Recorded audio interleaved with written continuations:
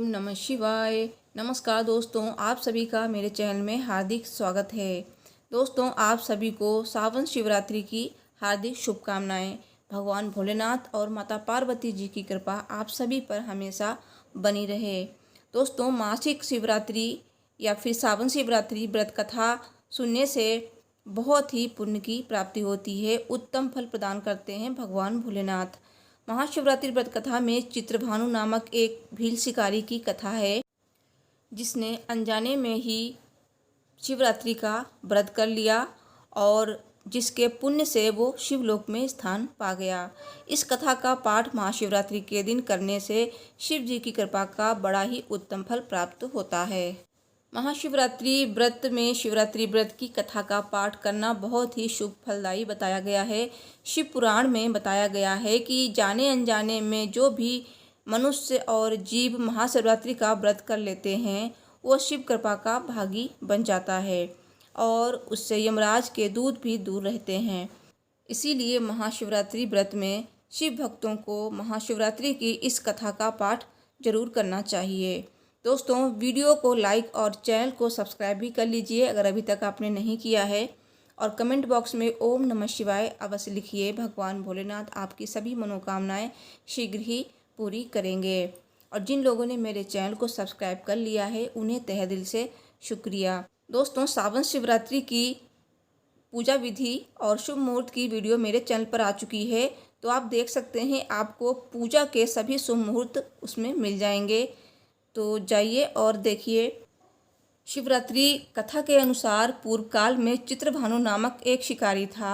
वो शिकार करके अपने परिवार का भरण पोषण करता था। उस शिकारी पर साहूकार का कर्ज था, लेकिन वो उसका कर्ज समय पर नहीं चुका पाया।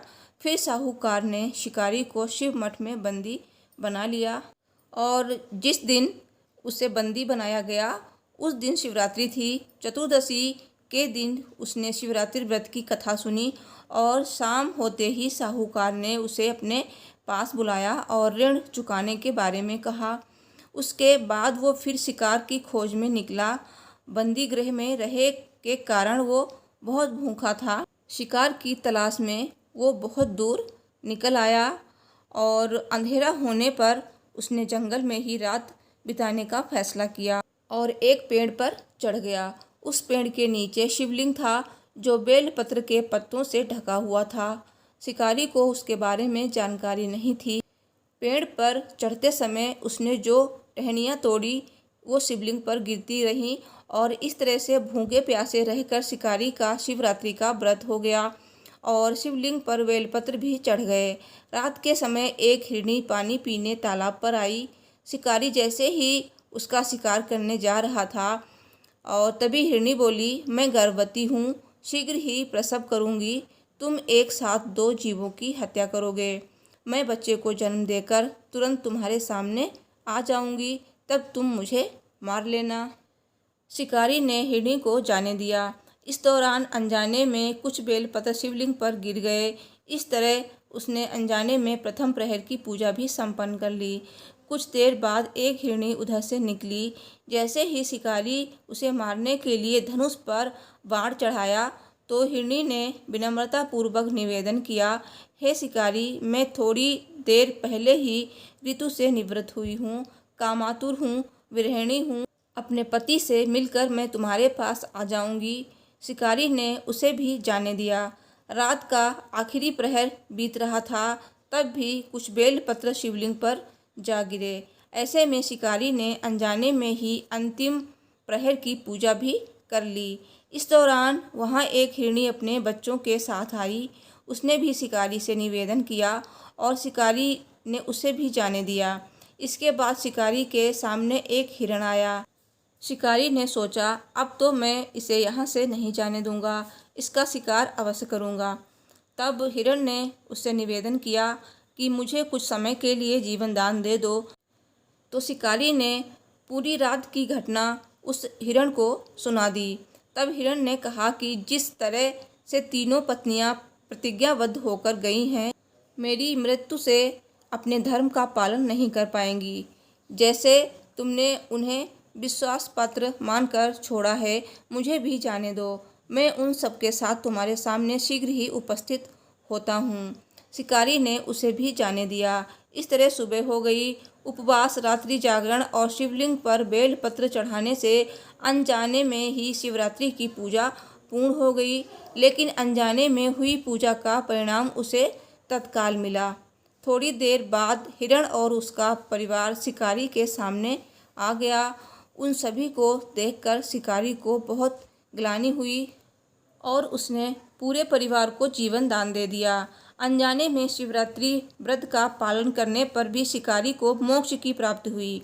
शिकारी के सभी पाप धुल गए। तब भगवान शिव ने प्रत्यक्ष रूप में दर्शन देकर उन्हें आशीर्वाद दिया कि त्रेता युग में भगवान विष्णु के अवतार श्री राम उसके घर पधारेंगे और उसे मोक्ष की प्राप्ति हो जाएगी।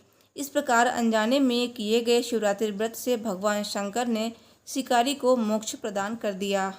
सब बोलिए भगवान भोलेनाथ की जय, माता पार्वती जी की जय। दोस्तों, शिवरात्रि के दिन अगर आप व्रत करते हैं तो आपको एक समय ही फलाहार करना चाहिए, यानी कि एक समय ही आप भोजन कर सकते हैं, वो भी फलाहार। शिवरात्रि व्रत में कोई भी फल खा सकते हैं और नाशपाती को नहीं खाना चाहिए। बस नाशपाती को छोड़कर आप कोई भी फल खा सकते हैं। और इस दिन आपको खड़े अनाज जैसे कि गेहूँ, चावल और चना, मतलब अनाज का सेवन आपको नहीं करना है। एक समय ही आपको फलाहार करना है। आप सिंघाड़े के आटा का कुछ भी नमक के साथ बना के खा सकते हैं, तो सेंधा नमक का ही आप प्रयोग करें। इस दिन आप मूंगफली खा सकते हैं, दूध, चाय ले सकते हैं और शकरकंद ले सकते हैं, जूस ले सकते हैं फलों का। तो ये सारी चीज़ें खा सकते हैं और दूध भी पी सकते हैं। तो कई लोग सावन में दूध नहीं पीते हैं, लेकिन कई लोग बिना कुछ खाए पिए व्रत नहीं रह सकते हैं। तो अगर आपको दूध की नीड है तो आप दूध ले सकते हैं। और कई लोग निर्जला व्रत करते हैं, यानी कि चारों प्रहर पूजा करने के बाद ही वो जल ग्रहण करते हैं। तो जो लोग निर्जला रह सकते हैं वो लोग निर्जला रहें, और जो लोग निर्जला नहीं रह सकते हैं वो लोग फलाहार करके भी व्रत कर सकते हैं। दोस्तों, इस दिन अगर आपने व्रत किया है तो आप मंदिर अवश्य जाएं। मंदिर जाकर भगवान भोलेनाथ का अभिषेक करें, चंदन से तिलक करें, धूप दीप से पूजा करें, बेलपत्र, भांग, धतूरा अर्पित करें और भगवान भोलेनाथ के मंत्रों का जाप करें। और पूजा करने के बाद आरती करें, और आरती करने के बाद जो भी गलती हो गई हो क्षमा याचना अवश्य कर लें और इस तरह से पूजा करें। दोस्तों, आप चाहें तो आप पार्थिव शिवलिंग बनाकर अपने घर में भी पूजा कर सकते हैं, लेकिन मंदिर जाने का अपना एक अलग ही महत्व है। दोस्तों, इस दिन आप भगवान भोलेनाथ की पूजा के साथ माता पार्वती जी की भी पूजा अवश्य करें। सावन शिवरात्रि की फुल वीडियो आपको मेरे चैनल पर मिल जाएगी, मैंने अपलोड कर दी है, तो आप जाइए देख लीजिए। चारों प्रहर पूजा का मुहूर्त है, पारण कब करें ये भी बताया है, और पूजा विधि है, मंत्र है, तो सारी जानकारी आपको उसमें मिल जाएगी। दोस्तों, इस वीडियो को लाइक कीजिए और चैनल को सब्सक्राइब कर लीजिए, और कमेंट बॉक्स में ओम नमः शिवाय लिखना ना भूलिए। मैं मिलती हूँ नेक्स्ट वीडियो में।